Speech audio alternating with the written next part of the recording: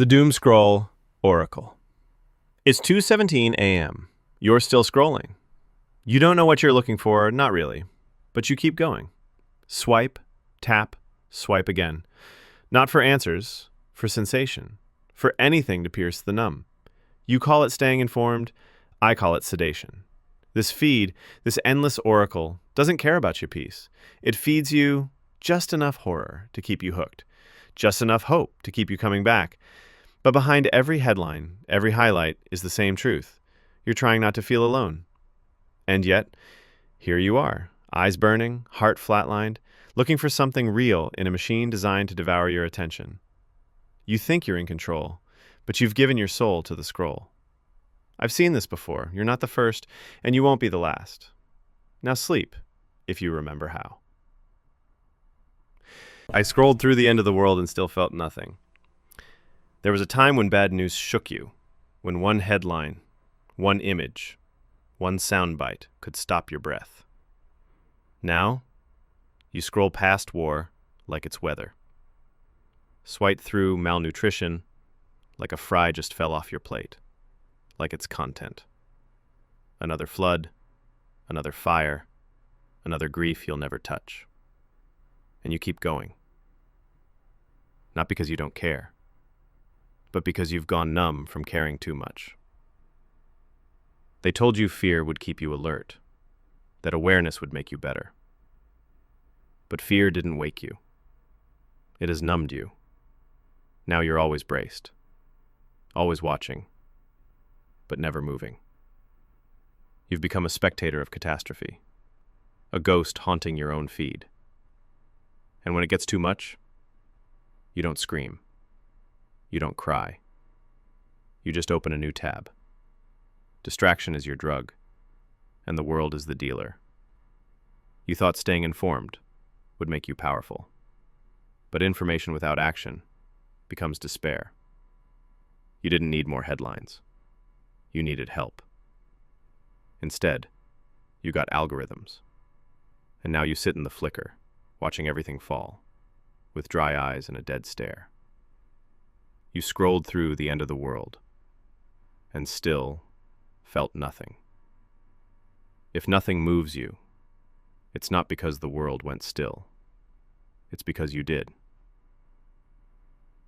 The addiction to knowing. You used to look things up to learn. Now you look them up because not knowing feels like dying. You think you're searching for truth, but really, you're chasing relief. A notification or news update, maybe a new piece of information to calm the dread. But it never does. Because the moment you know, it fades. The hit wears off, and you need more. Another answer, a different angle, another tab, another voice screaming into the feed. You are addicted to information, to the illusion that if you just keep reading, you'll eventually feel okay.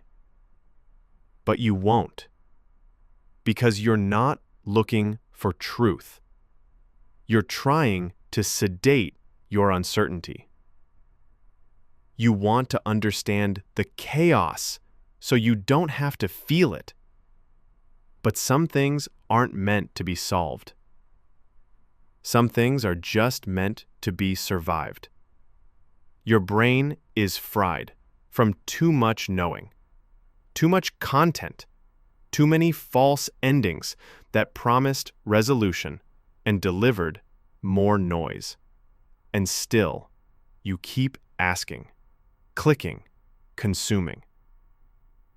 Curiosity didn't bring clarity. It brought collapse.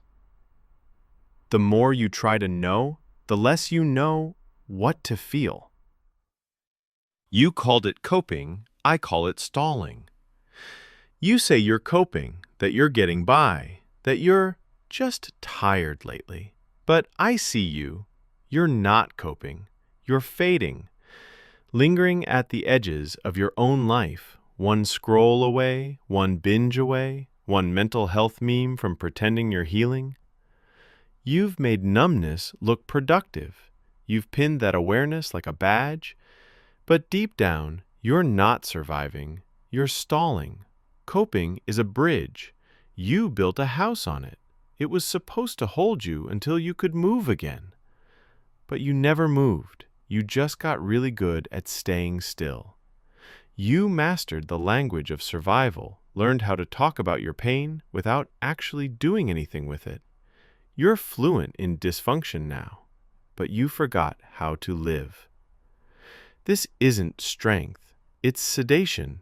You're not protecting your peace, you're avoiding your power. You don't need another soft playlist, you need a pulse, something to cut through the static you've mistaken for safety. Because what you're calling coping is just a prettier name for giving up. You weren't meant to sit in the fire forever. At some point, you're supposed to walk out.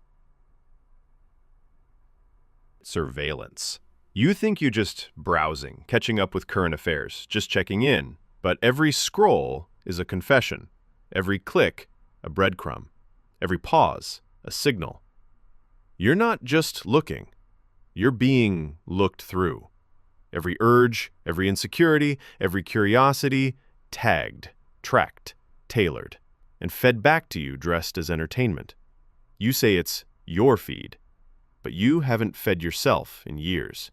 You're consuming what was built to consume you. You're not discovering. You're being shown. You're not choosing. You're being nudged. Even your boredom is profitable now. They call it content, but it doesn't nourish. It tracks.